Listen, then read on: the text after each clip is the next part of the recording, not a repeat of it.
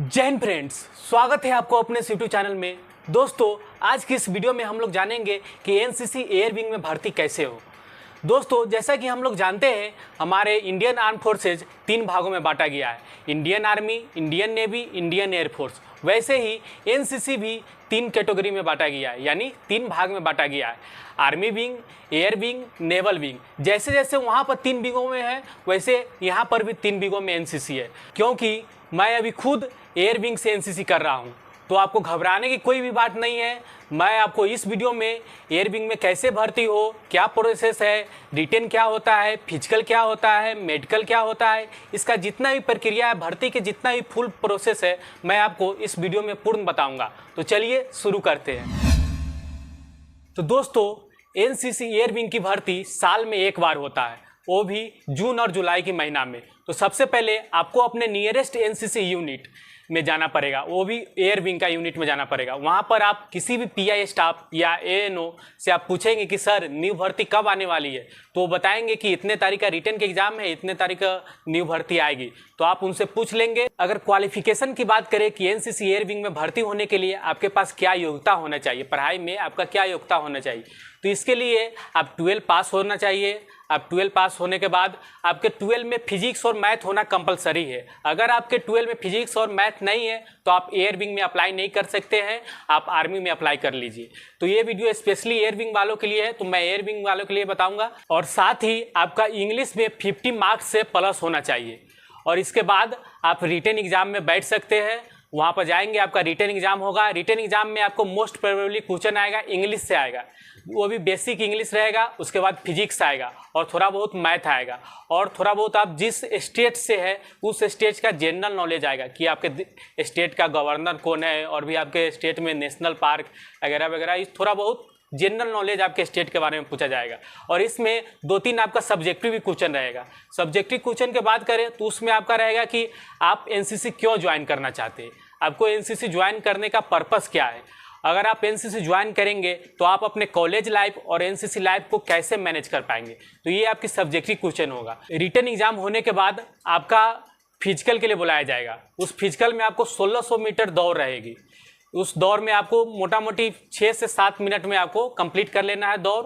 उतना भी ये आर्मी रैली वाला दौड़ नहीं है, इसमें आपको 6 से 7 मिनट में आप कंप्लीट इजीली कर सकते हैं, आप कर लेंगे। उसके बाद आपको 30 पुशअप मारना पड़ेगा। वहाँ पर आप कोई पीआई स्टाफ होंगे, उनके सामने आपको पूरे ग्रुप को, जितना भी कैंडिडेट आए होंगे, जितना भी कैडेट्स आए होंगे, उन सभी को 30 पुशअप मारना होगा। 30 पुशअप मारने के बाद आपको 20 सीटअप्स लगाना पड़ेगा।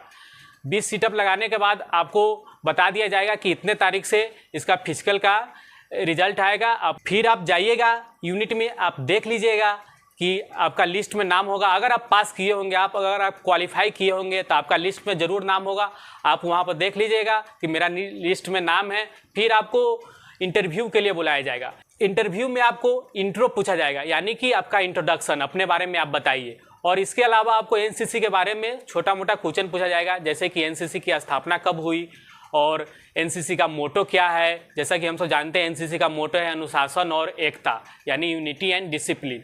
तो अगर आप कहेंगे तो मैं एनसीसी के इंटरव्यू के बारे में, एयर विंग का इंटरव्यू के बारे में मैं आपके लिए एक अलग फुल फ्लेज वीडियो बना दूंगा। तो चलिए नेक्स्ट टॉपिक पर चलते हैं कि एनसीसी ज्वाइन करने में आपको कितना पैसा लगता है। तो एयर विंग में आपको ज्वाइन करने के लिए 24 रुपया लगेगा। अगर आप फिजिकल कंप्लीट कर चुके हैं, रिटन कंप्लीट कर चुके हैं और इंटरव्यू में भी कंप्लीट करने के बाद आपका मेरिट लिस्ट में नाम आ चुका है, तो आपको वहाँ पर 24 रुपया लिया जाएगा। आपको एक फॉर्म फिल कराया जाएगा एनसीसी वेबसाइट पर, वो भी ऑनलाइन माध्यम से। फिर आपको 24 रुपया वहाँ लेकर आपका रेजिमेंटल नंबर दे दिया जाएगा। दोस्तों, अब आपके अंदर एक सवाल उत्पन्न हो रहा होगा कि हम एनसीसी एयर विंग में क्यों जाए, इससे क्या फ़ायदा है। तो सबसे पहले मैं आपको बता दूं कि जो भी बंदा, जो भी cadet NCC C certificate hold करते हैं, उसके बाद उनको है ना डायरेक्ट रिटन के लिए, रिटन छोड़कर डायरेक्ट एसएसबी के लिए बुलाया जाता है। एसएसबी जो इंटरव्यू होता है, अगर आप फौज में ऑफिसर बनना चाहते हैं तो आपको एसएसबी इंटरव्यू देना पड़ेगा। तो डायरेक्ट आपको बिना रिटन के, डायरेक्ट आपको एनसीसी स्पेशल एंट्री के थ्रू आपको एसएसबी के लिए बुलाया जाएगा। अगर आप एनसीसी एयर विंग से करते हैं तो आपको 2 चांस मिलेगा एसएसबी इंटरव्यू का। पहला चांस आपको एयर विंग से तो जरूर मिलेगा, एयरफोर्स के लिए आप एलिजिबल तो है ही। दूसरा, आपको आर्मी के लिए प्रेफरेंस भी मिलेगा। तो ये आपको 2 चांस मिलेगा एसएसबी इंटरव्यू का, जो आप एसएसबी इंटरव्यू कर सकते हैं। दूसरी बात, आपको एरो मॉडलिंग करने का मौका मिलेगा। Aero modelling one of the expensive hobby in the world, ये सबसे महंगा हॉबी है। एक छोटा छोटा इक्विपमेंट्स आता है, 45,000 50,000 का आता है, तो सब नहीं कर पाता, नॉर्मल लोग नहीं करता है। लेकिन आपको एनसीसी प्रोवाइड कराएगी कि नहीं, आप एरो मॉडलिंग करिए, इसके थ्रू अपना कैरियर भी बना सकते हैं। दूसरी बात दोस्तों, आपको एनसीसी एयर विंग के थ्रू आपको फ्लाइंग करने का मौका मिलेगा। जो एक छोटा सा माइक्रोलाइट एयरक्राफ्ट होता है, उसमें आप अपने सीओ सर के साथ फ्लाइंग करेंगे, और ये कंपलसरी होता है, सब कैडेट्स फ्लाई करते हैं। तो आपको फ्लाइंग करने का मौका मिलेगा। एक नॉर्मल बंदे के लिए, एक नॉर्मल जो गरीब फैमिली से आते हैं, मोटा मोटी भारत की बात करें तो भारत में 80% से अधिक पॉपुलेशन गरीब ही है, तो उनके लिए पॉसिबल नहीं है कि फ्लाइंग करे, और वो भी आपको फ्लाइंग करने का मौका मिलेगा फ्री में, वो भी फ्री ऑफ कॉस्ट। और ये सिर्फ एयर विंग में ही मिलता है, और ये अपने आप में एक प्राउड फील वाली बात होती है। अपने आप पर गर्व महसूस होता है कि नहीं, मैं अपने गांव से, अपने एरिया से यहाँ तक पहुँचा और फ्लाइंग कर रहा हूँ। उस समय आप अगर फ्लाइंग करेंगे तो आपको गूज बम्प्स फील होगा कि नहीं, मैं अपने गाँव से आया हूँ, वो बंदा हूँ, पहला बंदा हूँ जो यहाँ पर आकर फ्लाई कर रहा हूँ, तो आपको बहुत प्राउड फील होगा। और एनसीसी का कॉमन ये तीनों विंग के लिए है, army wing, naval wing, air wing. आपको .22 गन से शूटिंग प्रैक्टिस करने का मौका मिलेगा, और इससे आपका कैरियर भी बन सकता है। शूटिंग में आपका प्रैक्टिस अच्छा रहा, आपका एमिंग अच्छा रहा, तो आपका कैरियर शूटिंग में बन सकता है। इसके अलावा आपको स्कीट शूटिंग करने का मौका मिलेगा। स्कीट शूटिंग में बेसिकली क्या होता है, उसमें एक मशीन रहता है, और मशीन के थ्रू एक डिस्क स्काई में फेंका जाता है, और आप ग्राउंड पर रहते हैं, और ग्राउंड से आप डबल बैरल गन से, जो आप गांव में जानते हैं 2 नाली, उसी से आपको उस डिस्क को स्काई में ही थ्रो करना पड़ता है। अगर आप अच्छा थ्रो करेंगे तो इसमें भी आपका कैरियर अच्छा बन सकता है दोस्तों। और बात करें एनसीसी एयर विंग करने में हमें कितना टाइम लगेगा, हमारा कितना टाइम खत्म होगा, तो एनसीसी आपको एयर विंग करने में आपका 3 साल लगेगा। आप जैसे कि मैंने पहले ही बताया है कि आप 12 पास होना चाहिए विथ फिजिक्स और मैथ के साथ, और इंग्लिश में आपको 50 मार्क्स से अधिक होना चाहिए। और इसके अलावा आप ग्रेजुएशन फर्स्ट ईयर में होंगे। अगर आप ग्रेजुएशन फर्स्ट ईयर या सेकेंड ईयर में होंगे तो ही आप एनसीसी एयर विंग से कर सकते हैं। तो आपको इसके साथ कॉलेज लाइफ के साथ साथ आपका एनसीसी भी चलेगा। एनसीसी आपको बेसिकली एयर विंग का 3 साल का होता है। फर्स्ट ईयर में आपको कुछ नहीं करना रहता है, सेकेंड ईयर के बाद आपको बी सर्टिफिकेट का एग्जाम देंगे, और थर्ड ईयर के लास्ट में आप सी सर्टिफिकेट का एग्जाम देंगे। तो एनसीसी आपका 3 साल का कोर्स होगा दोस्तों। और इस वीडियो के लास्ट में मैं अपना ओपिनियन देना चाहता हूं कि आप एनसीसी एयर विंग ही क्यों करें। तो आप एनसीसी एयर विंग करेंगे, जैसा कि हम सब जानते हैं कि आर्मी वाले विंग में बहुत भर्ती है, वहाँ पर आपको मोर एक्सपोजर नहीं मिलेगा, वो आप भीड़ का हिस्सा बनेंगे।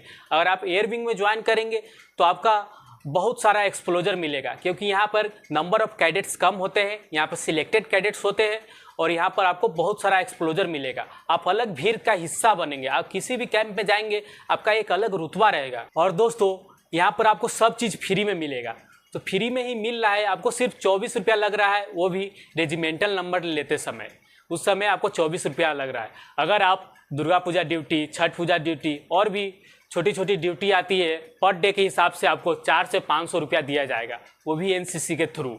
अगर आप किसी भी विंग से, army wing, naval wing, air wing, किसी भी विंग के कैडेट है तो आपको पैसा मिलेगा। और मैं लास्ट में यही कहना चाहूँगा कि आप एनसीसी करिए। एनसीसी करने से आपको बहुत बेनिफिट मिलेगा, आपका पर्सनालिटी डेवलपमेंट होगा, आपको विभिन्न विभिन्न कैंप्स करने का मौका मिलेगा, आपका एक अलग ऑरा हो जाएगा। और जो लड़का बिहार से है, जो लड़का और लड़की यानी एनसीसी की भाषा में कहे तो एसटी और एसडब्ल्यू, सीनियर विंग और सीनियर डिवीजन, जो भी लड़का और लड़की कैडेट्स बिहार से है तो एनसीसी करना चाहते हैं, तो बिहार में अभी सिर्फ एक ही यूनिट है, वो भी पटना में है, जो एनआईटी कॉलेज में है, यानी एनआईटी घाट के बगल में। वहाँ पर बिहार में वन बिहार एयर स्क्वाड्रन एक ही यूनिट है, वहीं से मैं अभी एनसीसी कर रहा हूँ। माई से फ्लाई कैडेट सत्यम कुमार, मेरा अभी सेकेंड ईयर चल रहा है, मैं वहीं से एनसीसी कर रहा हूँ। अगर आप बिहार से एनसीसी करना चाह रहे हैं तो इसका वैकेंसी जून जुलाई में आएगा। आप मेरे चैनल को सब्सक्राइब कर लीजिए और कमेंट करते रहिए, पूछते रहिए कि भैया एनसीसी कब आएगा। और भी आपके पास कोई भी डाउट है तो आप कमेंट में ज़रूर कर दीजिए, उसके लिए मैं अलग वीडियो बना दूंगा।